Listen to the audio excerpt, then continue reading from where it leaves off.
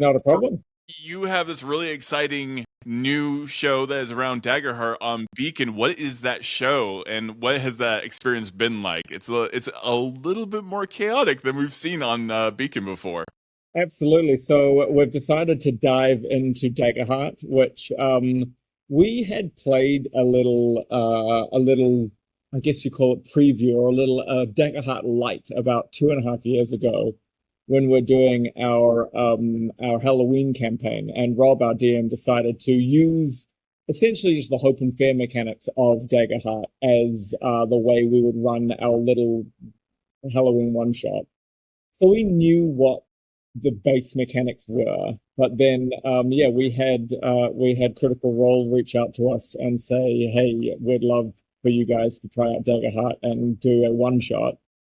And we did a one shot, which was the in the Beast Feast. What do you call it? The Beast Feast Campaign frame, frame, yeah. campaign frame, and we loved it so much that, and they loved the content we made so much that they were kind of like, well, let's do more, and we're like, yeah, we'd love to do more. So we extended it for a few more chapters, and well, people will start seeing those eventually soon. Do you have a favorite moment that is not a spoiler for the campaign? There's a couple of favorite moments that are coming up, unfortunately. The favorite moments I have that are not spoiled for the campaign so far is I mean, I love tabletop games and I love cooking and I love crunchy maths.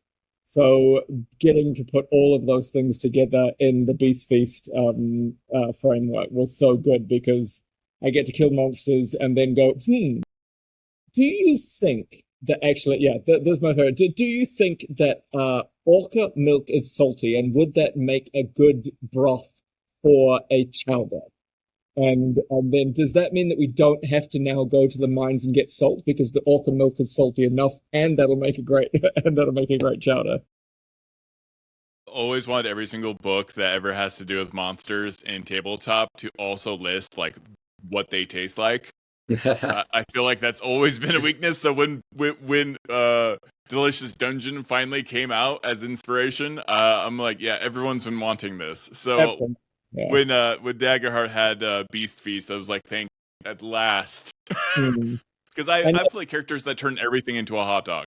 Uh, absolutely, yeah. yeah, And just being able to think laterally about that and kind of go, let's more like a survival game. It's like D&D and well, it's like tabletop and it's survival and it's cooking and it's crunchy math. It's great. I love it all.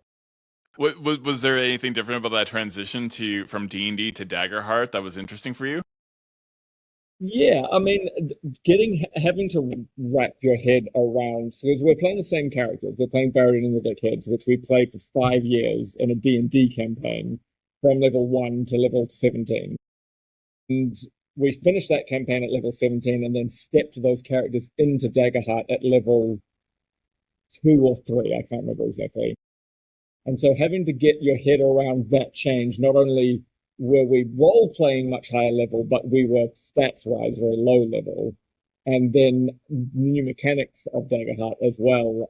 That was quite an interesting turn into the first moments of the game. It was less about learning Daggerheart, which is, broadly speaking, very easy to pick up. In my opinion, a lot easier to pick up in the early levels than D&D is. And so less about learning Daggerheart and more about getting our heads around the characters we played for 5 years in a new frame. Was there a canonical reason? Like, did you like write it into the story that they de-leveled, or was it like starting fresh? Yeah. So there is a little bit of a canonical reason that they're stuck inside this magic cave that they can't get out of, and they need to essentially eat their way out of.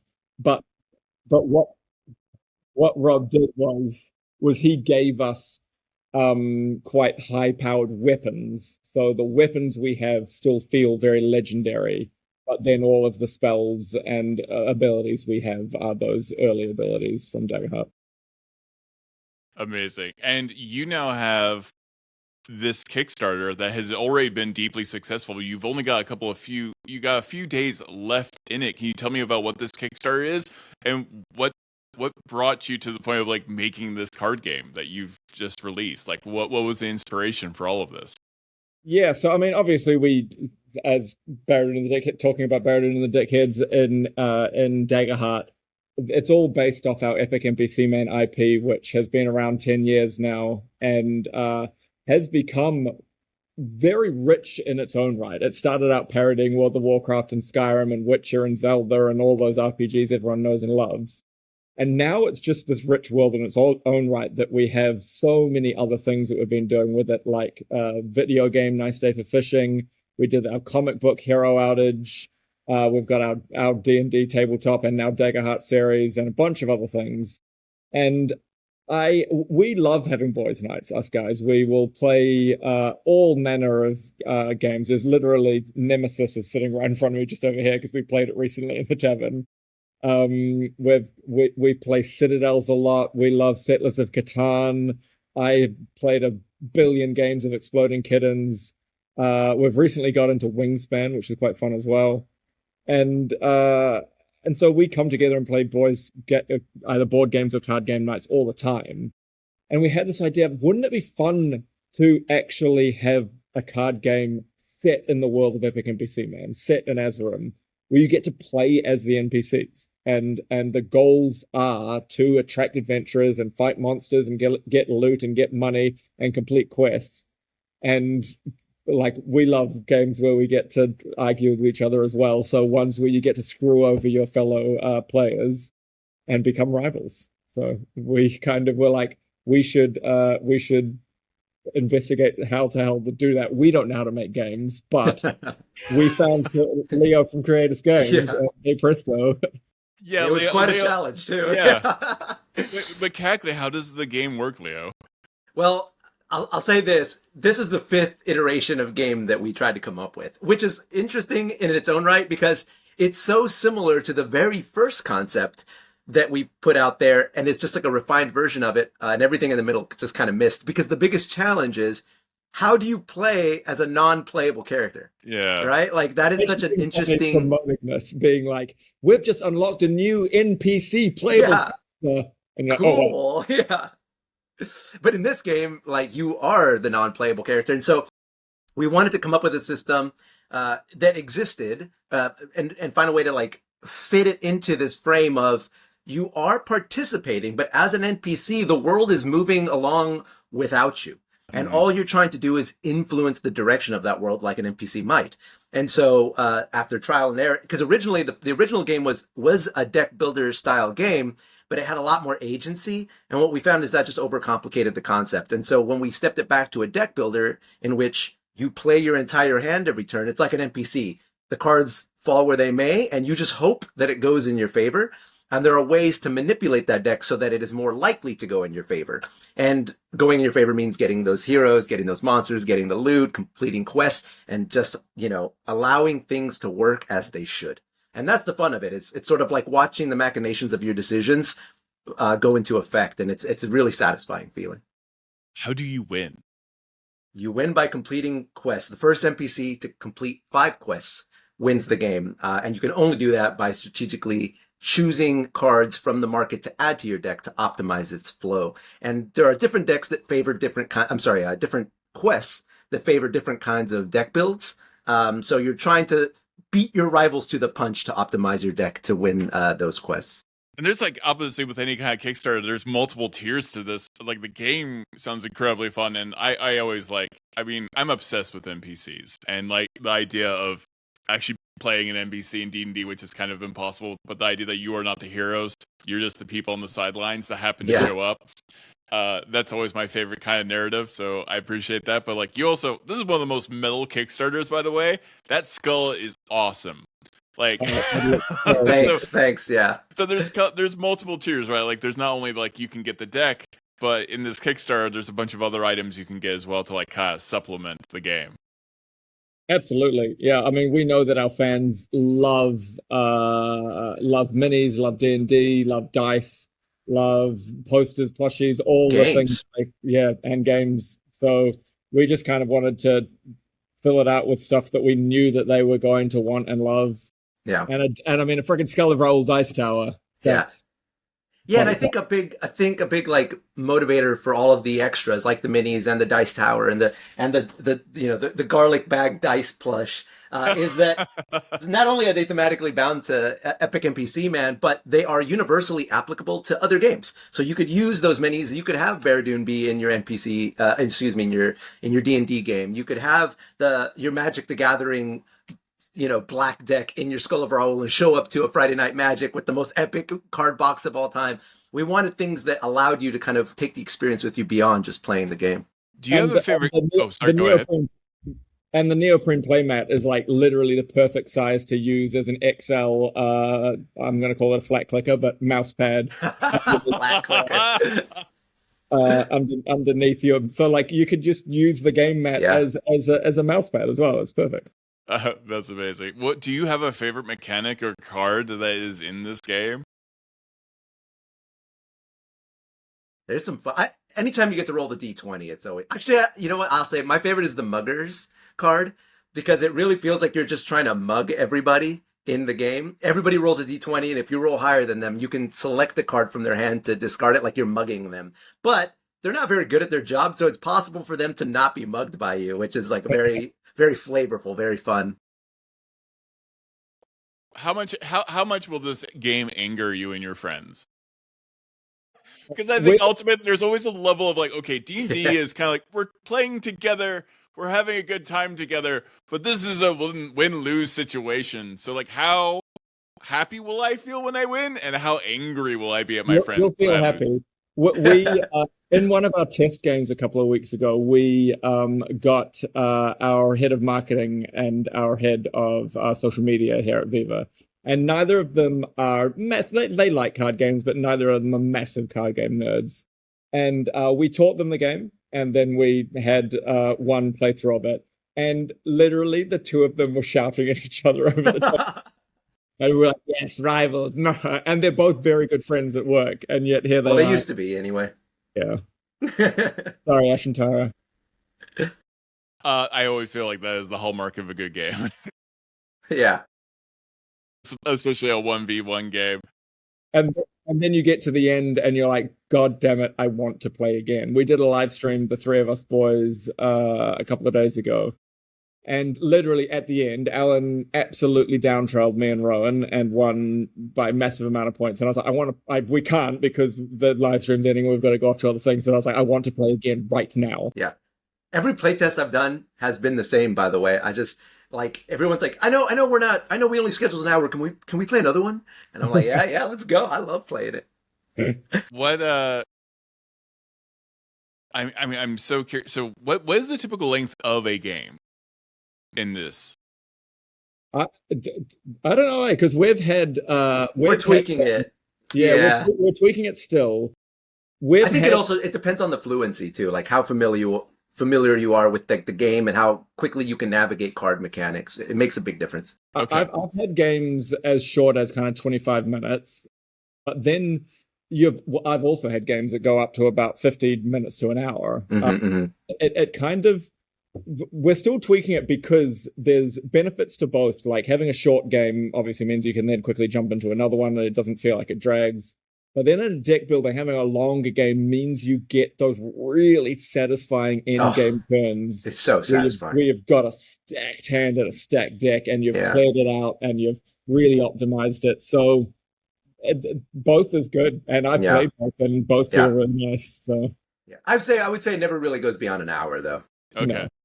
And you're going between quests, and then there's the market where you're actually making transactions and things like that, right? Mm-hmm. Yeah. So the market. You wanna take? Yeah. I was going to say the market's how you build your hand. So you start with buffs and debuffs, which look like that. Which, by the way, anime references for the fans out there, for the weebs out there. Yeah, I'm jumping pose up here. You start with buffs and debuffs, and then you use the market to buy your heroes, monsters, loot, and actions, and that's what is the deck builder side of it. And they all have XP associated with them as well for the win condition at the end. But then you're using those to complete the quests. And the getting 5 quests is the end of the game. Yeah. And So there's a quest market, so to speak. We call it the quest line, just like you would see in an RPG. And then there's the market, which is where you kind of purchase your deck cards. So there's like two. It's unusual for a deck builder in that way, in that there's 2 places to pull cards from. I've always liked the gritty realism of going on adventures simply to get loot or to buy items, and like this is the only reason you're going around killing monsters and going on quests is for the economy of it, like, or like. Well, at the end of the game, especially at the end of the game, that when you've kind of got it in hand and you're going to win the game, or that someone's going to beat you to the finish line, your priority shifts, and now you're like, all right, I'm just going to kill everything and buy everything and get the most XP I can. Yeah, and that part's fun because it's so hectic. You're just trying to buy as many cards as you can. It is so interesting that like last third of the game where you're going, I think I'm not going to win, but I want to get second place, so I'm just buying for XP now. I don't care about anything else. And you don't even know. That's the beauty of the game, is like you might think someone's trouncing you, but you need to finish the game to be sure, because there are alt strategies like the experience on cards that could really surprise you and turn around. Like I had a game the other day where I got to 5 quests and my opponent was only at 3, and I still lost by 5 XP because they bought a card on their last turn that turned it all around. It's like the Dragon of Schmagenrog, which I had in my last game, which gives you a question mark XP at the end of the game, depending on how many other monsters you have.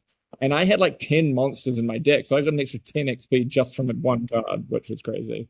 But one thing I love about NPC Rivals, mainly because I love Epic NPC Man in our world, is getting to get all of the different gags into it. And like just playing the game is such a joy, and seeing the art and all of the little gags, like, your horse pocket, and see, a horse coming out of a horse pocket and it's like stupid little face there.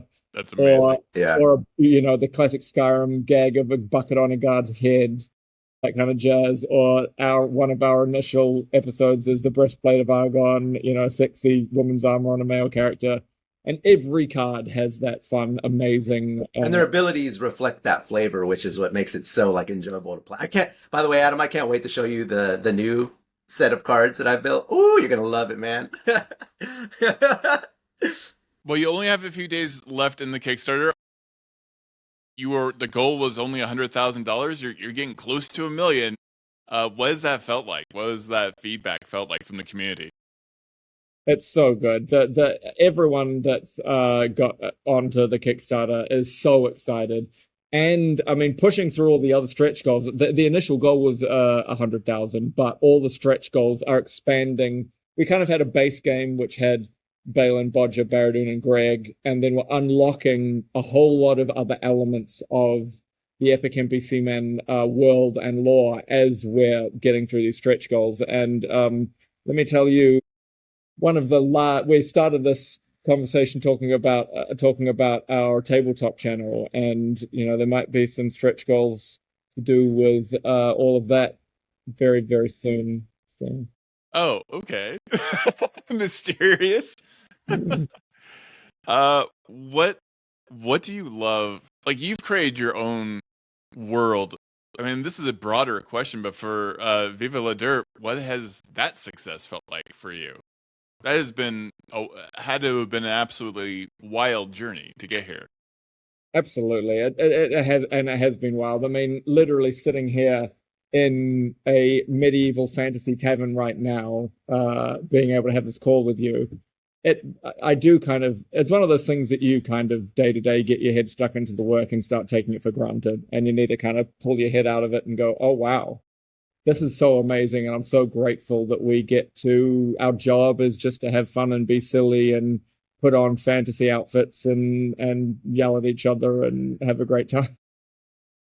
What is unique when you're not opposing your friends like you are in NPC Rivals?